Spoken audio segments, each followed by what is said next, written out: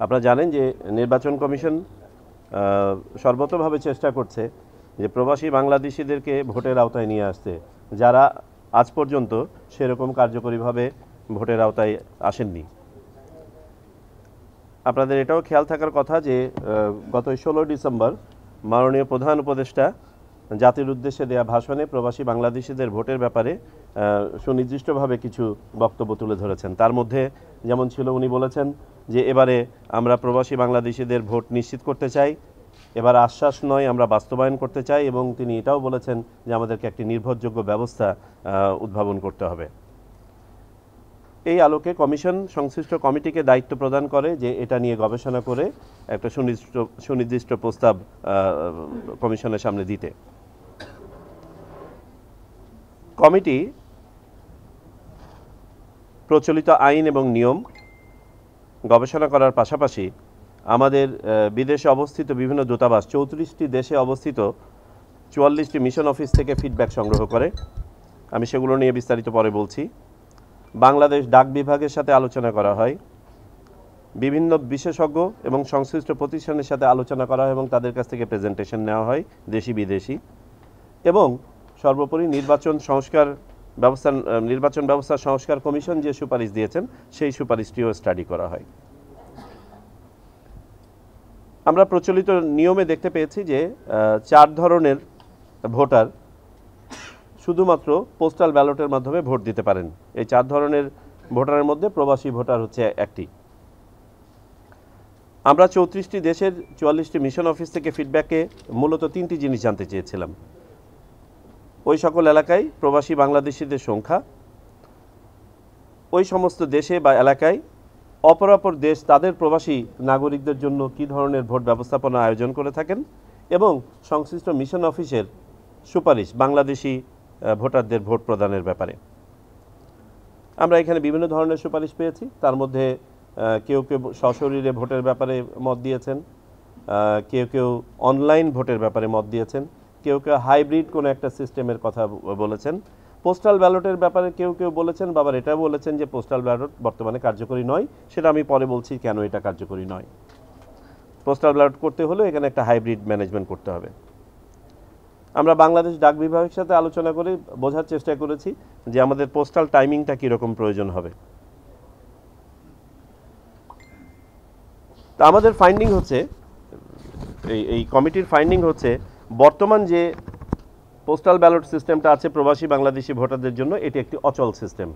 যে কারণে আমরা গত দ্বাদশ জাতীয় সংসদ নির্বাচনেও দেখেছি একটি ভোটও এখানে কাস্ট হয় নাই বিদেশ থেকে।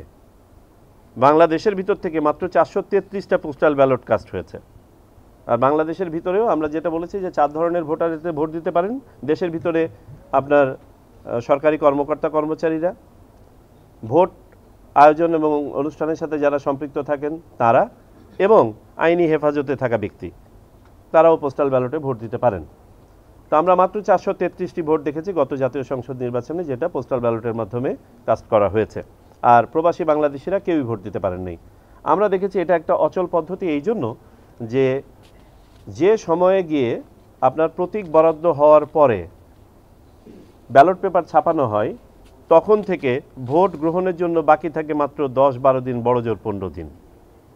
কিন্তু পোস্টাল ব্যালটে যদি বিদেশ থেকে ভোট দিতে হয়, আমরা হিসাব করে দেখেছি সর্বনিম্ন 24 দিন থেকে প্রায় 35 দিন 40 দিন পর্যন্ত লাগে। সো এখানেই বোঝা যাচ্ছে যে এটা কোনো কার্যকরী পদ্ধতি নয়, যে কারণে এটা চলবে না এবং এটার একটা বিকল্প আমাদের খুঁজে বের করতে হবে। কমিটি মূলত সেই কাজটি করেছে। কমিটি 3টি পদ্ধতি সুপারিশ করেছে। একটি হচ্ছে সময়ের মধ্যে সম্পাদনযোগ্য একটি পোস্টাল ব্যালট সিস্টেম। 2, একটি online system. By the way, আমরা বিভিন্ন দেশে খোঁজখবর নিয়ে দেখেছি অনলাইন সিস্টেমটা এখনও পর্যন্ত জনপ্রিয় হয়ে ওঠে নাই বা ব্যাপক আকারে প্রসার লাভ করে নাই।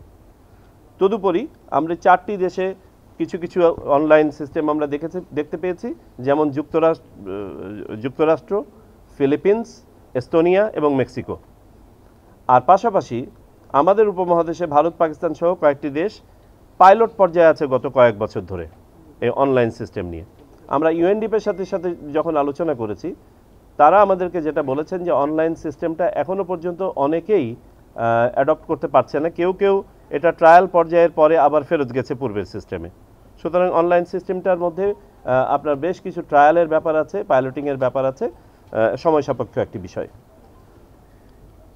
তো আমি যেটা বলছিলাম যে কমিটি 3টি পদ্ধতি সাজেস্ট করেছে। দুটো বললাম যে সময়ের মধ্যে সম্পাদনযোগ্য পোস্টাল ব্যালট, দ্বিতীয় হচ্ছে অনলাইন পদ্ধতি, আর তৃতীয়টি হচ্ছে প্রক্সি ভোট। প্রক্সি ভোট অর্থাৎ একজন প্রবাসী বাংলাদেশির পক্ষে বাংলাদেশে অবস্থানরত একজন ভোটার তার ভোটার এলাকার তার হয়ে ভোটটা দিয়ে দেওয়া। আমাদের কমিটির কাছে বিবেচ্য বিষয়াদি ছিল ভোটারের পরিচয় নিশ্চিত হওয়া, ভোটের গোপনীয়তা এবং নিরাপত্তা। আমাদের যে সিস্টেমই অ্যাডপ্ট করি না কেন এটা হতে হবে নিরাপদ এবং নির্ভরযোগ্য। একটা সাক্ষ্য থাকার ব্যবস্থা থাকতে হবে যাতে করে আইনি বিষয়গুলো ফেস করা যায়, অর্থাৎ আমরা পেপার ট্রেইলের কথা বলেছি। যে সময় পাওয়া যাবে ভোট গ্রহণের জন্য সেই সময়ের মধ্যে সম্পাদনযোগ্য একটি পদ্ধতি, এটি একটি সাশ্রয়ী পদ্ধতি হতে হবে এবং সর্বোপরি সার্বজনীন পদ্ধতি হতে হবে, যাতে করে বিদেশে বসবাসরত সকল ধরনের প্রবাসী Bangladeshi irrespective of their level of education যেন এটা সহজে ভোটটা দিতে পারে।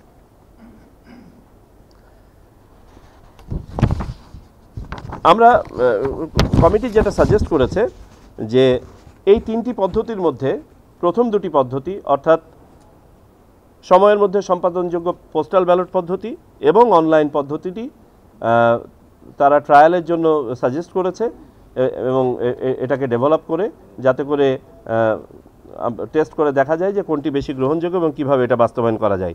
পাশাপাশি তারা যেটা সাজেস্ট করেছে যে আগামী নির্বাচনের জন্য যদি সত্যিকার অর্থে আমাদের প্রত্যাশা পূরণ করতে হয় এবং মাননীয় প্রধান উপদেষ্টাও যেটা বলেছেন সেইভাবে যদি আমরা প্রবাসীদের প্রত্যাশাটাও যদি আমরা পূরণ করতে চাই তাহলে আমাদেরকে প্রক্সি ভোটিংয়ে যেতে হবে। প্রক্সি ভোটিং বর্তমানে কয়েকটি দেশে বিভিন্ন পরিসরে প্রচলিত আছে, তার মধ্যে ইংল্যান্ড এবং অস্ট্রেলিয়া অন্যতম, আর ভারতে শুধুমাত্র সশস্ত্র বাহিনীর সদস্যদের জন্য এটা প্রচলিত আছে। প্রক্সি ভোটের পক্ষে কমিটি যে যুক্তিগুলো তুলে ধরেছে তার মধ্যে একটা হচ্ছে যে গ্লোবালি কিছু কিছু জায়গাতে যেহেতু এটার প্রচলন আছে, দ্বিতীয়ত হচ্ছে পাওয়ার অফ অ্যাটর্নির মাধ্যমে তো আমরা জমি জমাও বিক্রি করে থাকি, তাহলে পারে ভোটও তো একটা অধিকার, সেটাকে যদি আমরা বাস্তবায়ন করতে পারি এবং এটা যদি আমাদেরকে একটা ভালো ফলাফল দেয়। আর তৃতীয়ত বাংলাদেশে সহায়তা নিয়ে ভোটের একটা প্রভিশন আছে, সেটা হচ্ছে যারা শারীরিকভাবে চ্যালেঞ্জড, দৃষ্টি প্রতিবন্ধী যারা, তাদের জন্য বিশেষ করে যে একজনের হয়ে আরেকজন ভোটটা দিয়ে দেয়। যদিও বা এটার সাথে এটাকে মিলানো যাবে না, তবে আমরা বলছি যে একটা ছোট একটা স্কোপ আছে। আর সর্বোপরি যে যুক্তিটি তারা দিয়েছে কমিটির পক্ষ থেকে যে এইটি একমাত্র পদ্ধতি যেটা ন্যূনতম ইন্টারভেনশনের মাধ্যমে সময়ের মধ্যে এবং রিয়েল টাইমে করা সম্ভব। কমিটি যে রোডম্যাপ সাজেস্ট করেছে এবং যেটা কমিশন গতকালকে অ্যাপ্রুভ করেছে সেটা হচ্ছে যে একটা ওয়ার্কশপ করা হবে এই প্রস্তাবনার উপরে, এই তিনটি পদ্ধতি নিয়েই। যে ওয়ার্কশপটা হবে আগামী 7 এবং 8 এপ্রিলের মধ্যে, নির্দিষ্ট ডেটটা হয়তো আজকালকের মধ্যে আমরা ফাইনাল করব। সেইখানে আমরা অংশগ্রহণের জন্য আমরা অনুরোধ জানাবো বিভিন্ন বিশ্ববিদ্যালয় এবং ইনস্টিটিউট যারা এইসব বিষয়ে কাজ করার মতো সক্ষম। আমরা প্রাথমিকভাবে চিন্তাভাবনা করেছি ঢাকা বিশ্ববিদ্যালয়, বাংলাদেশ প্রকৌশল বিশ্ববিদ্যালয় এবং MIST-কে সম্পৃক্ত করার ব্যাপারে। এর বাইরেও যদি কোনো প্রতিষ্ঠান আমরা পাই রেলেভেন্ট যারা এই নিয়ে আমাদেরকে উপাত্ত দিয়ে সহায়তা করতে পারে তাদেরকে ইনভাইট করব। পাশাপাশি আমরা নির্বাচন ব্যবস্থা সংস্কার কমিশনের সাথে সম্পৃক্ত যিনি বিশেষজ্ঞ ছিলেন তাকেও ইনভাইট করার পরিকল্পনা করেছি। আমরা অতীতে নির্বাচন ব্যবস্থাপনার সাথে যারা সম্পৃক্ত ছিলেন এরকম 2-1 জন বিশেষজ্ঞকে নির্বাচন কমিশনে চাকরি করেছেন, রিটায়ারমেন্টে গিয়েছেন, অভিজ্ঞ, তাদেরকেও করব।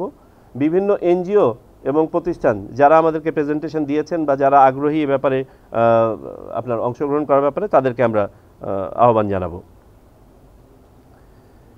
এই আপনার ওয়ার্কশপের মাধ্যমে আমরা যেটা ডেভেলপ করতে চাই সেটা হচ্ছে একটা সিস্টেম আর্কিটেকচার।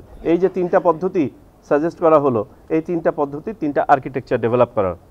এই আর্কিটেকচারটা ডেভেলপ হয়ে গেলে আশা করছি যে 7-8 এপ্রিলের 1 সপ্তাহের মধ্যে সেটা ডেভেলপ হয়ে যাবে। তারপরে আমরা বিভিন্ন স্টেক হোল্ডারের সাথে এটা নিয়ে আলোচনায় বসতে চাই, অর্থাৎ রাজনৈতিক দলসমূহ এবং অপরাপর স্টেক হোল্ডার্স। সেইখানে যদি আমরা সর্বসম্মতভাবে এইটাকে দেখি যে এটা গ্রহণযোগ্য হচ্ছে, তখন আমরা সিস্টেম ডেভেলপমেন্টে যাব। এবং সিস্টেম ডেভেলপমেন্ট করার পরে আপনারা জানেন যে কোনো একটা নতুন সিস্টেমকে একটা টেস্টিং এবং অডিটিংয়ের মাধ্যমে যেতে হবে, এবং পাশাপাশি কনকারেন্টলি সেটার জন্য আলাদাভাবে সময় না দিয়ে লিগ্যাল ফ্রেমওয়ার্কটাকে আমাদেরকে মডিফাই করতে হবে। বর্তমান যে আইন আছে এই আইনের পরিবর্তন প্রয়োজন হবে। ফাইনালি আমরা একটা ট্রায়াল রানে যাব এবং চূড়ান্তভাবে এটাকে ডিপ্লয় করব। আমরা আশা করছি এই ধাপগুলো অনুসরণ করে আমরা প্রক্সি ভোটটাকে, যদি আমরা এই সকল ধাপে আমরা সবাই, আবারও বলি এটা একটা কন্ডিশনাল ব্যাপার, যে সবার এখানে সম্মতির ব্যাপার আছে, নেওয়ার ব্যাপার আছে, সিস্টেমটা আমরা ডেভেলপ করতে পারলাম কিনা ফুল প্রুফভাবে সেটার ব্যাপার আছে। এগুলো যদি করতে পারি তাহলে ইনশাল্লাহ আগামী নির্বাচনে আমরা প্রক্সি ভোটটা মোটামুটি একটা পরিসরে আর বাকিগুলো ট্রায়াল ফেজে ইমপ্লিমেন্ট করতে পারবো বলে আমাদের ধারণা। এই হচ্ছে প্রক্সি ভোট নিয়ে গতকাল পর্যন্ত সিদ্ধান্ত। Thank you. যদি কারো কোনো প্রশ্ন থাকে। আনফর্চুনেটলি এক্স্যাক্ট ফিগারটা নাই। আমরা যে 44টা অফিস থেকে আমরা নিয়েছি, এই 44টা অফিসের এতেই বাংলাদেশি জনসংখ্যা আছে 1,32,00,000 মতো। তো আমরা যদি এটা ধরে নিই 70 বা 80 ভাগ যদি ভোটার হয়, তাও তো ক্লোজ টু 1 কোটি। স্যার, ভোটার কি শুধু ভোটার, যারা ভোটার তারাই দিবে ভোট, নাকি বাংলাদেশে যারা ভোটার যোগ্য, যেমন আমার পাসপোর্ট আছে কিন্তু আমি ভোটার না? আমরা প্রক্সি ভোট যেটা সাজেস্ট করতে, এটা শুধুমাত্র প্রবাসীদের জন্য সাজেস্ট করছি, আর বাংলাদেশীদের জন্য তো পোস্টাল ব্যালট সিস্টেম আছে। প্রবাসী যারা থাকেন, যারা ভোটার হয়েছে, শুধু তারা ভোট দিবেন নাকি? জি, যারা ভোটার হয়েছেন, ভোটার তালিকায় নাম থাকতে হবে। ভোটার তালিকায় যাদের নাম আছে, উঠছে। এবং এখানে আপনাদেরকে বলে রাখি যে প্রবাসে যারা গিয়েছেন তারা তো কেউ এনআইডি নিয়েই গেছেন, তার মানে উনি ভোটার তালিকায় আছেন। আর আমরা 7টা দেশে, ইতোমধ্যে 9টা দেশ হয়ে যাবে, 9টা দেশে আমরা ভোটার নিবন্ধন কার্যক্রম চালু করেছি। যারা ভোটার তালিকায় নিবন্ধিত আগে হন নাই এবং এনআইডি কার্ড পান নাই, তাদের জন্য এই 9টা দেশে আমরা সেবা চালু করেছি। অদূর ভবিষ্যতে আমরা এই সেবাটা 40টা দেশে সম্প্রসারণ করব। সুতরাং যারা অতীতে নিবন্ধন করেন নাই বা এখনও নিবন্ধিত হতে পারেন নাই, এদের কতটুক আপনার আগামী নির্বাচনের আগে শেষ করতে পারবো আমরা ঠিক জানি না।